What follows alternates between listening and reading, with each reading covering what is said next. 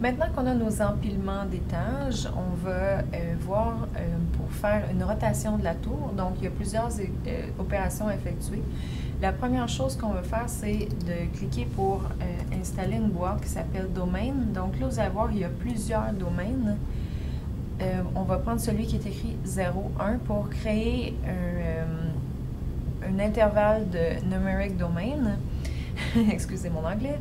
Donc, on va cliquer. Donc, juste vous assurer que vous avez le bon. Vous allez avoir la lettre A, B et I. Si vous avez choisi un des autres domaines, vous allez avoir des lettres différentes qui vont faire des opérations différentes. Donc, j'ai cette boîte-là. On va recliquer pour rajouter d'autres number sliders. C'est des éléments qu'on rajoute vraiment souvent. CTRL-C, CTRL-V.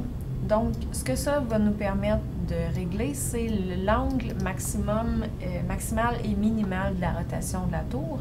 Donc, on n'a pas besoin de changer les noms. Par contre, on va juste régler l'angle minimal, à 0. Genre, juste double-cliquer 0. OK, donc on voit qu'il s'est réglé à 0 tout seul. Puis, on va régler l'angle maximal à 15. OK, et puis on va le régler tout de suite à 15. OK.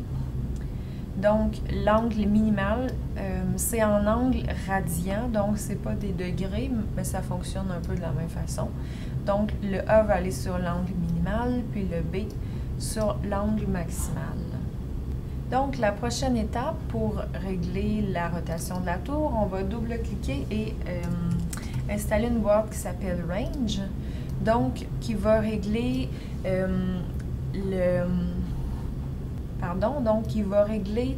la rotation à intervalles réguliers des étages de la tour.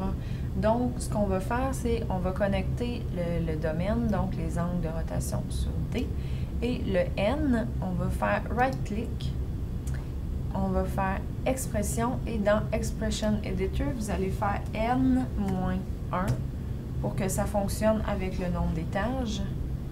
On va faire OK, et on va seulement connecter le nombre d'étages, ici, sur le N, qui a une petite étoile à côté, parce qu'on a fait une modification de l'opération.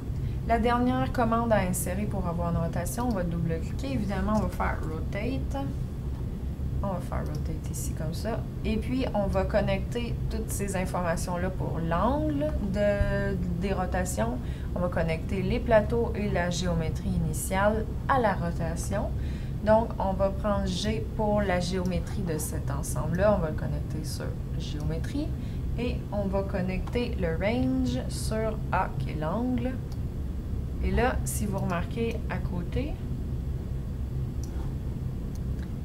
on voit à gauche donc qu'on a plusieurs ellipses une par-dessus l'autre. C'est parce que chaque opération laisse ses traces. Donc, nous, ce qu'on veut voir, c'est la rotation. Donc, je vais cliquer sur Move, right-click. Et ici, on voit Preview. Je vais cliquer. Donc, il me reste juste l'opération finale qui est la rotation. Donc, qui permet de voir un petit peu plus précisément ce qui se passe. Puis, ici, ça me dit quand c'est gris comme ça que le preview n'est pas allumé, tandis que là, c'est bleu, ça veut dire que c'est allumé. Donc, on voit qu'il y a beaucoup de rotation. Donc, on va juste utiliser le number slider. Puis, quand je descends, on voit ici, je vois la tour. On va juste régler une rotation qui n'est pas trop exagérée, comme ça. Et voilà.